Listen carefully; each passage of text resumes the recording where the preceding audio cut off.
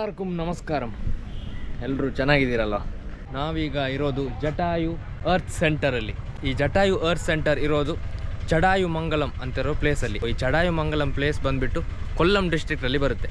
ಕೊಲ್ಲಂ ಡಿಸ್ಟ್ರಿಕ್ಟ್ನ ಈ ಜಟಾಯು ಪಾರ್ಕಿಗೆ ನೀವು ಹೇಗೆ ರೀಚ್ ಆಗ್ಬೋದು ಅಂತ ಹೇಳಿದರೆ, ಮೊದಲಿಗೆ ನೀವು ವರ್ಕಳ ಶಿವಗಿರಿ ಅಂತಿರೋ ರೈಲ್ವೆ ಸ್ಟೇಷನಲ್ಲಿ ಇಳಿಬೇಕು. ಸೊ ರೈಲ್ವೆ ಸ್ಟೇಷನಲ್ಲಿ ಇಳಿದು ಅಲ್ಲಿಂದ ನೀವು ಗೌರ್ಮೆಂಟ್ ಬಸ್ ಇಲ್ಲಿ ಆಯೂರ್ ಎಂಬ ಜಾಗಕ್ಕೆ ಬರಬೇಕು, ಅಥವಾ ಪಳ್ಳಿಕಾರ ಅಂತ ಪ್ಲೇಸ್ ಇದೆ, ಅಲ್ಲಿ ಕೂಡ ಇಳಿದ್ರೆ ಆಗುತ್ತೆ. ನಿಮಗೆ ಡೈರೆಕ್ಟಾಗಿ ಚಡಾಯು ಮಂಗಲಮಿಗೆ ಡೈರೆಕ್ಟಾಗಿ ಬಸ್ ಇಲ್ಲ. ಒಂದ ಆಯೂರಲ್ಲಿ ಇಳಬೇಕು, ಇಲ್ಲ ಪಳ್ಳಿಕಾರ ಇಳಿದ್ಬಿಟ್ಟು ಬಸ್ ಸೆಕೆಂಡ್ ಬಸ್ಸಿಗೆ ಹೋಗಬೇಕು. ಸೊ ಬಸ್ ಚೇಂಜ್ ಮಾಡಬೇಕು. ನೀವು ಆಟೋದಲ್ಲಿ ಡೈರೆಕ್ಟಾಗಿ ವರ್ಕಳ ಶಿವಗಿರಿಯಿಂದ ಆಟೋದಲ್ಲಿ ಬರ್ತೀನಂತ ಆದರೆ ನಿಮಗೆ 27 ಕಿಲೋಮೀಟರ್ಸ್ ಆಗುತ್ತೆ. ಈಗ ಟಿಕೆಟ್ ಎಲ್ಲ ತೆಗೆದಾಯಿತು. ಈಗ ಬ್ಯಾಗ್ ಕೂಡ ಇಡಬೇಕಿಲ್ಲಿ. ಹೆವಿ ಲಗೇಜ್ ಬ್ಯಾಗ್, ನಾನು ತಂದಿದ್ದ ಬ್ಯಾಗ್ ದೊಡ್ಡ ಬ್ಯಾಗ್, ಅದು ಚೇಂಜ್ ಮಾಡಿ ಈಗ ಈ ಬ್ಯಾಗಲ್ಲಿ ಬಂದಿದ್ದೇನೆ. ಸೊ ಇಲ್ಲಿನ ಎಂಟ್ರಿ ಫೀಸ್ ಎಷ್ಟು ಅಂತ ಹೇಳಿದರೆ, ಪರ್ ಪರ್ಸನ್ ಅಡ್ಮಿಷನ್ ಇಲ್ಲಿನ ಎಂಟ್ರಿ ಫೀಸ್ 150 ರುಪೀಸ್. ಅದಷ್ಟೇ ಅಲ್ಲ, ಇಲ್ಲಿಂದ ಅಲ್ಲಿ ಮೇಲೆ ಹೋಗಬೇಕಾಗುತ್ತೆ. ಸೊ ಅಲ್ಲಿ ಮೇಲೆ ಹೋಗಲಿಕ್ಕೆ ನಿಮಗೆ ಕೇಬಲ್ ಕಾರ್ ಇದೆ. ಸೊ ಈ ಕೇಬಲ್ ಕಾರ್ ನಾವು ಜಾಸ್ತಿ ಎಲ್ಲಿ ನೋಡಿರಲಿಕ್ಕಿಲ್ಲ. ಯಾಕಂದರೆ ಈಗ ನಾವು ಹೋಗಿರೋ ಹಿಲ್ ಸ್ಟೇಷನ್ ಕೂಡ ನಾವು ನಡ್ಕೊಂಡೆ ಹೋಗಿ ಉಂಟು. ಟ್ರೆಕ್ಕಿಂಗ್ ಏನಿದೆ ಅದು. ಸೊ ಈ ಸಲ ನಾವು ಏನಾದರೂ ಸ್ಪೆಷಲ್ ಟ್ರೈ ಮಾಡೋಣ, ನಿಮಗೆ ಏನಾದರೂ ಸ್ಪೆಷಲ್ ತೋರಿಸೋಣ ಅಂತ ಕೇಬಲ್ ಕಾರಲ್ಲಿ ಹೋಗ್ತಾ ಇದ್ದೇನೆ. ಸೊ ಕೇಬಲ್ ಕಾರಿಗೆ ಎಷ್ಟಂತ ನೀವು ಚಾರ್ಜಸ್ ಅಂತ ಕೇಳಿದರೆ, ಒಬ್ಬರಿಗೆ 250 ರುಪೀಸ್ ಆಗುತ್ತೆ. ನೀವು ಬೇಕಿದ್ದರೆ ಕೇಬಲ್ ಕಾರ್ ಸ್ಕಿಪ್ ಮಾಡ್ಬೋದು, ಬಟ್ ಇಷ್ಟು ದೂರ ಬಂದುಬಿಟ್ಟು ಯಾಕೆ ಸ್ಕಿಪ್ ಮಾಡೋದು? ಸೊ ಹಾಗಾಗಿ ಕೇಬಲ್ ಕಾರಲ್ಲಿ ನಿಮ್ಮನ್ನು ಕರ್ಕೊಂಡು ಹೋಗ್ತೇನೆ, ಬನ್ನಿ. ಸೊ ಈ ಪಬ್ಲಿಕ್ಕಲ್ಲಿ ವ್ಲಾಗ್ ಮಾಡೋದು ಇನ್ನೂ ಕೂಡ ಸ್ವಲ್ಪ ಅಂದರೆ ಒಂದು 5% ಹೆದರಿಕೆ ಆಗ್ತದೆ ಅಷ್ಟೇ. ಮೊದಲೆಲ್ಲ ಸ್ಟಾರ್ಟಿಂಗಲ್ಲಿ ಒಂದು 5-10% ಮಾಡಲಿಕ್ಕೆ ಧೈರ್ಯ ಇರ್ತಿತ್ತು. ಈಗಂತೂ 95% ಧೈರ್ಯ ಇದೆ. ಒಂದು 5% ಹೆದರಿಕೆ ಆಗುತ್ತೆ ಅಷ್ಟೇ. ಹೆದರಿಕೆ ಅಂತೆ ನರ್ವಸ್ ಆಗುತ್ತೆ ಅವ್ರು ಹೀಗೆ ನೋಡುವಾಗ ಅಷ್ಟೇ. I am overcoming it. Because ಮೊದಲೆಲ್ಲ ಮೊಬೈಲಲ್ಲಿ ಮಾಡ್ತಿದ್ದಲ್ಲ, ಈಗ ಗೋಪ್ರೋದಲ್ಲಿ ಮಾಡಿಬಿಟ್ಟು ಎಲ್ಲರೂ ನೋಡ್ತಾ ಇರ್ತಾರೆ. ಹಾಗಾಗಿ ಸೊ ಬನ್ನಿ, ಈಗ ನನಗೆ ಎಷ್ಟು ಈ ಜಟಾಯು ಪಾರ್ಕ್ ಬಗ್ಗೆ ಗೊತ್ತಿದೆ ಅದನ್ನು ನಿಮಗೆ ತಿಳಿಸ್ಕೊಡ್ತೀನಿ. ಈ ಜಟಾಯು ಪಾರ್ಕನ್ನು ಯಾರು ಬಿಲ್ಡ್ ಮಾಡಿದರು, ಈ ಜಟಾಯು ಪಾರ್ಕ್ನ ಹಿಸ್ಟ್ರಿ ಏನು, ಅದೆಲ್ಲ ಹೇಳಿಕೊಡ್ತೀನಿ. ಸೊ ಬನ್ನಿ, ಇಲ್ಲಿಂದ ಫಸ್ಟಿಗೆ ಜಟಾಯು ಪಾರ್ಕಿಗೆ ಹೋಗುವ, ಟಾಪ್ ಮೋಸ್ಟ್ ಲೇಯರಿಗೆ, ಈ ಜಟಾಯು ಪಾರ್ಕ್ನ ಟಾಪಿಗೆ ಹೋಗುವ, ಬನ್ನಿ.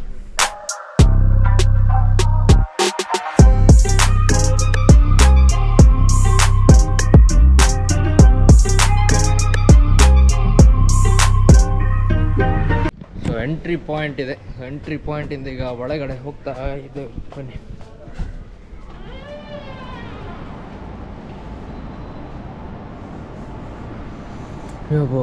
ಇದು ಏನು ಬೆಂಗಳೂರು ಮೆಟ್ರೋಗೆ ಬಂದಿದ್ದೀನಾ ಅಥವಾ? Okay coming. ಟಿಕೆಟ್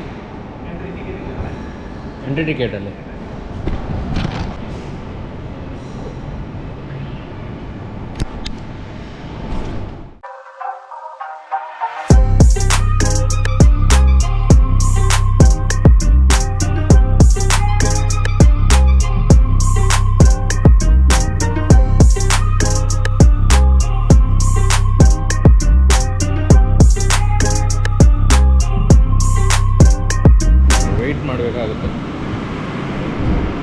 ವೆಯ್ಟ್ ಮಾಡಿಬಿಟ್ಟು ಸ್ವಲ್ಪ ಹೊತ್ತು ಆಮೇಲೆ ನಮ್ಮ ಕೇಬಲ್ ಕಾರ್ ಏನಿದೆ ಅದಕ್ಕೆ ಎಂಟ್ರಿ. ವೆಯ್ಟ್ ಮಾಡೋ ಸ್ಥಳ ನೋಡಿ. ಈ cable car waiting area full ಆದಮೇಲೆ ನಮ್ಮನ್ನು ಕೇಬಲ್ ಕಾರಲ್ಲೇ ತಗೊಂಡು ಹೋಗ್ತಾರೆ. ಸೊ ಇಲ್ಲಿ ನಿಮ್ಗೆ ಏನಾದರೂ ಸುಸ್ತಾದರೆ ಅಥವಾ ಏನಾದರೂ ಕುಡಿಯುವ ಅಥವಾ ಚಹಾ ಏನಾದರೂ ಕುಡಿಬೇಕಂತಾದರೆ ಇಲ್ಲಿ ರೆಸ್ಟೋರೆಂಟ್ ಕೂಡ ಇದೆ. ಇದನ್ನು ಎಲ್ಲ ಒಮ್ಮೆ ಕಂಪ್ಲೀಟಾಗಿ ವರ್ಕಳ ಈ ಜಟಾಯು ಪಾರ್ಕ್ ನೋಡಿಬಿಟ್ಟು ಆಮೇಲೆ ನಿಮಗೆ ಇದರ ಕಂಪ್ಲೀಟ್ ಡೀಟೇಲ್ಸ್ ಹೇಳ್ತೇನೆ.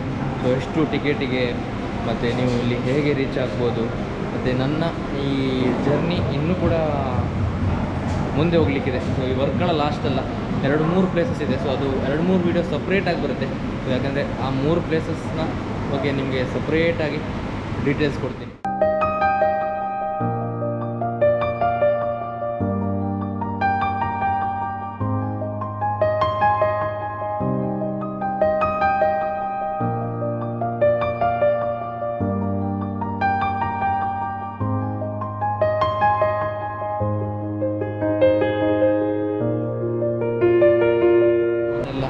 ವೆಯ್ಟ್ ಮಾಡ್ತಿದ್ದವರು ಈಗ ಕೇಬಲ್ ಕಾರಲ್ಲಿ ಹೋಗುವ ಸಮಯ ನೋಡ್ಬೋದು, ಯಾರೆಲ್ಲ ಎಲ್ಲರೂ ಹೋಗ್ತಾ ಇದ್ದಾರೆ. ಸೊ ಬನ್ನಿ ನಾವು ಕೂಡ ಹೋಗುವ.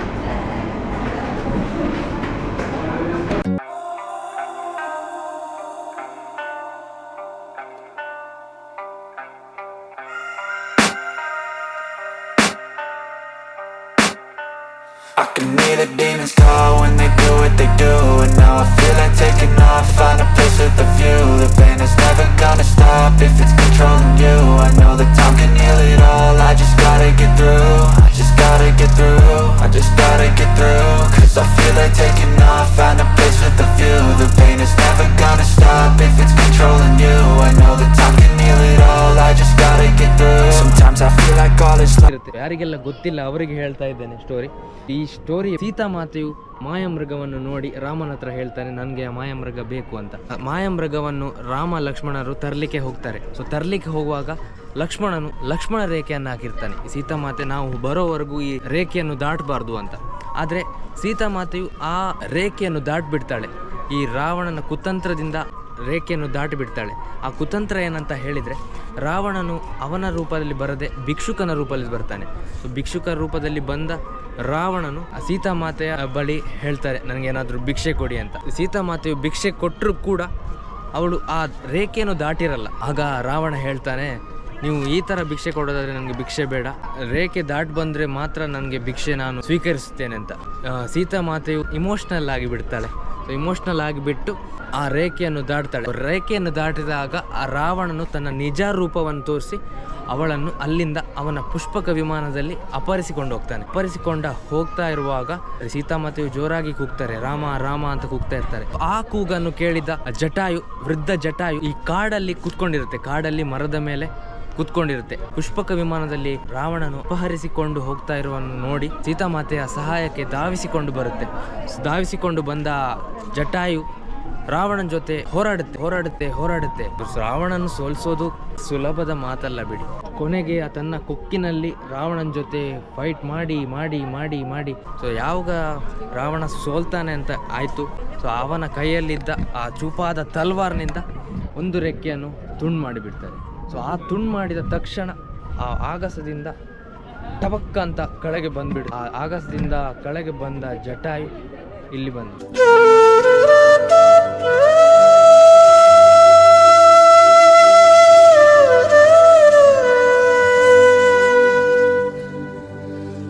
ಈ ಸ್ಟೋರಿ ಬಂದ್ಬಿಟ್ಟು ಅಷ್ಟು.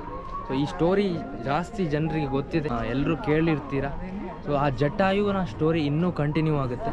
ಸೊ ಜಟಾಯು ಬಿದ್ಮೇಲೂ ತನ್ನ ಹಠವನ್ನು ಬಿಡಲ್ಲ, ತನ್ನ ಹೋರಾಟವನ್ನು ಬಿಡಲ್ಲ. ಸೊ ಜಟಾಯು ಬಂದು ಬಿದ್ದ ರಭಸಕ್ಕೆ ತನ್ನ ಉಗುರು, ತನ್ನ ಕೈ ಈ ನೆಲಕ್ಕೆ ರಭಸದಿಂದ ಬೀಳುತ್ತೆ. ಎಷ್ಟು ರಭಸದಿಂದ ಅದನ್ನು ಬೀಳುತ್ತೆ ಅಂತ ಹೇಳಿದರೆ, ತನ್ನ ಉಗುರು ನೆಲದ ಕಚ್ಚಿ ಹೋಗುತ್ತೆ. ನೆಲ ಕಚ್ಚಿ ಹೋದಾಗ ಆ ನೆಲದಿಂದ ನೀರು ಹರಿಯುತ್ತೆ. ಸೊ ಆ ನೀರಿನಲ್ಲಿ ರಾಮ ಬರೋವರೆಗೂ ಅದೇ ನೀರನ್ನು ಕುಡಿದು ತನ್ನ ಉಸಿರನ್ನು ಉಳಿಸಿಕೊಳ್ಳುತ್ತೆ.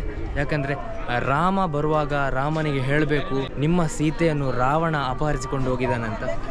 ಸೊ ಕೊನೆಗೆ ರಾಮ ಬರ್ತಾನೆ. ರಾಮ ಬಂದಾಗ ಮೊದಲನೇದಾಗಿ ಜಟಾಯುವನ್ನು ನೋಡ್ತಾನೆ. ಜಟಾಯು ಬಿದ್ದ ಸ್ಥಿತಿ, ಒಂದು ರೆಕ್ಕೆ ತುಂಡಾದ ಸ್ಥಿತಿಯಲ್ಲಿ ನೋಡ್ತಾನೆ. ತುಂಡಾದ ಸ್ಥಿತಿಯಲ್ಲಿ ನೋಡಿ ಆಗ ಜಟಾಯು ರಾಮನಿಗೆ ಹೇಳುತ್ತೆ, ನಿಮ್ಮ ಸೀತೆಯನ್ನು ರಾವಣ ಅಪಹರಿಸಿಕೊಂಡು ಹೋಗಿದ್ದಾನಂತ. ಸೊ ಅದು ಹೇಳಿದಾದ್ಮೇಲೆ ನನ್ನ ಕರ್ತವ್ಯ ಇಲ್ಲಿ ಮುಗೀತು ಅಂತ ಹೇಳಿ ತನ್ನ ಕೊನೆಯ ಉಸಿರು ಬಿಟ್ಬಿಡುತ್ತೆ. ಸೊ ಇದಿಷ್ಟು ಬಂದ್ಬಿಟ್ಟು Jatayu story. Jatayu theme park ಇಲ್ಲಿ ಬರಬೇಕಂತ ಹೇಗೆ ಪ್ಲ್ಯಾನ್ ಬಂತು ಅಂತ ಹೇಳಿದರೆ, ಈ ಜಟಾಯು ಥೀಮ್ ಪಾರ್ಕನ್ನು ಬಿಲ್ಡ್ ಮಾಡಿದ್ದು ರಾಜೀವ್ ಅಂಚಲ್ ಅಂತ ಅವರು ಆರ್ಟಿಸ್ಟ್ ಕೂಡ ಹೌದು, ಫಿಲ್ಮ್ ಡೈರೆಕ್ಟರ್ ಕೂಡ ಹೌದು. ಅವರು ಸುಮಾರು ಫಿಲ್ಮ್ ಡೈರೆಕ್ಟ್ ಕೂಡ ಮಾಡಿದ್ದಾರೆ, ಮಲಯಾಳಂ ಫಿಲ್ಮ್ಸ್ ಜಾಸ್ತಿ ಡೈರೆಕ್ಟ್ ಮಾಡಿದ್ದಾರೆ. ಈ ಜಟಾಯು ಥೀಮ್ ಪಾರ್ಕ್ ಗೌರ್ಮೆಂಟ್ ಅಲ್ಲ, ಇದು ಒಂದು ಪ್ರೈವೇಟ್ ಥೀಮ್ ಪಾರ್ಕ್ ಅಂತ ಹೇಳ್ಬೋದು. ಸೊ ನಾವು ಹೋದಲ್ಲೆಲ್ಲ ನೋಡ್ತೀವಿ ದೊಡ್ಡ ದೊಡ್ಡ ಸ್ಕಲ್ಪ್ಚರ್ ಎಲ್ಲ ಗೌರ್ಮೆಂಟ್ ಆಥರೈಸ್ಡ್ ಆಗುತ್ತೆ, ಬಟ್ ಇದೊಂದು ಪ್ರೈವೇಟ್ ಸ್ಕಲ್ಪ್ಚರ್ ಅಂತ ಹೇಳ್ಬೋದು. ಸೊ ಇದು ಐಡಿಯಾ ಹೇಗೆ ಬಂತು ಅಂತ ಹೇಳಿದರೆ, ಕೇರಳ ಎಕೋ ಟೂರಿಸಮ್ನವರು ಕಾಂಪಿಟೇಷನ್ ಇಟ್ಟಿರ್ತಾರೆ, ಆರ್ಟ್ ಕಾಂಪಿಟೇಷನ್. ಸೊ ಅದರಲ್ಲಿ ರಾಜೀವ್ ಅಂಚಲ್ ಅವರು ಪಾರ್ಟಿಸಿಪೇಟ್ ಮಾಡಿ ಬಂದಿರೋವಂಥ ಐಡಿಯಾ ಇದು ಜಟಾಯು. ಇದರ ಹಿಂದಿನ ಶಕ್ತಿ ಅಥವಾ ಇದರ ಹಿಂದಿನ ಈ ಆರ್ಟಿನ ಎಲ್ಲ ಶ್ರೇಯಸ್ಸು ರಾಜೀವ್ ಅಂಚಲ್ ಅವರಿಗೆ ಹೋಗುತ್ತೆ.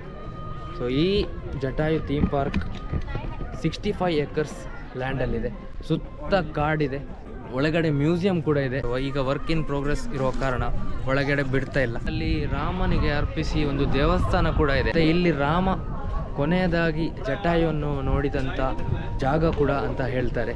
ಹಾಗಾಗಿ ರಾಮನ ಫುಟ್ ಪ್ರಿಂಟ್ಸ್ ಏನಿದೆ ಅದು ಕೂಡ ಇದೆ ಇಲ್ಲಿ. ರಾಮನ ದೇವಸ್ಥಾನ ಹೇಗಿದೆ ಮತ್ತು ರಾಮನ ಫುಟ್ ಪ್ರಿಂಟ್ಸ್ ಎಲ್ಲಿದೆ ಅಂತ ಬನ್ನಿ ನೋಡುವ.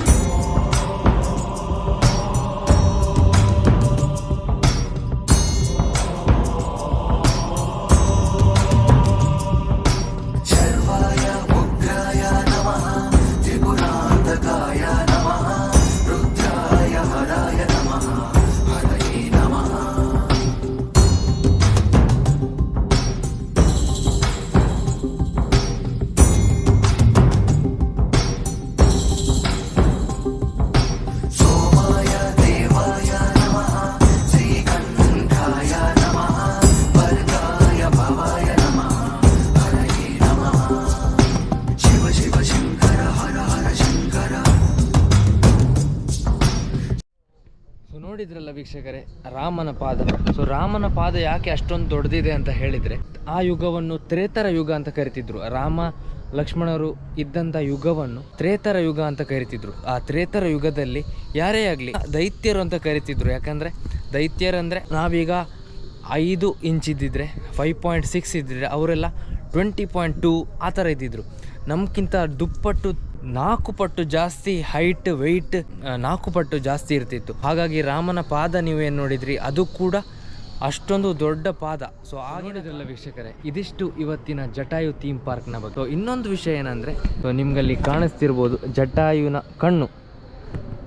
ಜಟಾಯು ಕಣ್ಣಲ್ಲಿ ಒಂದು ಕಣ್ಣಲ್ಲಿ ನಿಮಗೆ ಸನ್ರೈಸ್ ಕಾಣುತ್ತೆ, ಒಂದು ಕಣ್ಣಲ್ಲಿ ನಿಮಗೆ ಸನ್ಸೆಟ್ ಕಾಣುತ್ತೆ. ಸೊ ಈ ವಿಷಯ ಯಾರಿಗೂ ಗೊತ್ತಿರಲಿಲ್ಲ, ನನಗೆ ಇಲ್ಲಿ ಹೇಳಿದರು. ನೋಡಿದ್ರಲ್ಲ ವೀಕ್ಷಕರೇ, ಇದಿಷ್ಟು ಇವತ್ತಿನ ವಿಡಿಯೋದ ಬಗ್ಗೆ. ಸೊ ಜಟಾಯು ಅರ್ತ್ ಸೆಂಟರ್ನ ನಿಮಗೆ ತೋರಿಸಿದ್ದೀವಿ. ಸೊ ನಿಮಗೆ ಈ ವಿಡಿಯೋ ಇಷ್ಟ ಆಗಿದ್ದರೆ ಲೈಕ್ ಮಾಡಿ, ಶೇರ್ ಮಾಡಿ, ಸಬ್ಸ್ಕ್ರೈಬ್ ಮಾಡಿ, ಮತ್ತು ನೀವು ಇಲ್ಲಿಗೆ ಟೂರ್ ಪ್ಲ್ಯಾನ್ ಮಾಡಿ ಅಂತ ಹೇಳ್ತಾ ನಾವೀಗ ನೆಕ್ಸ್ಟ್ ಡೆಸ್ಟಿನೇಷನಲ್ಲಿ ಸಿಗುವ. ಸೊ ನೆಕ್ಸ್ಟ್ ಡೆಸ್ಟಿನೇಷನ್ ಯಾವುದಂತ ನೀವು ನೆಕ್ಸ್ಟ್ ವಿಡಿಯೋದಲ್ಲಿ ನೋಡಿ. Until then see you, take care, bye by.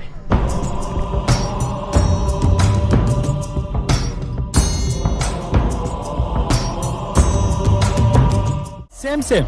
I am also CEO. Oh, which one?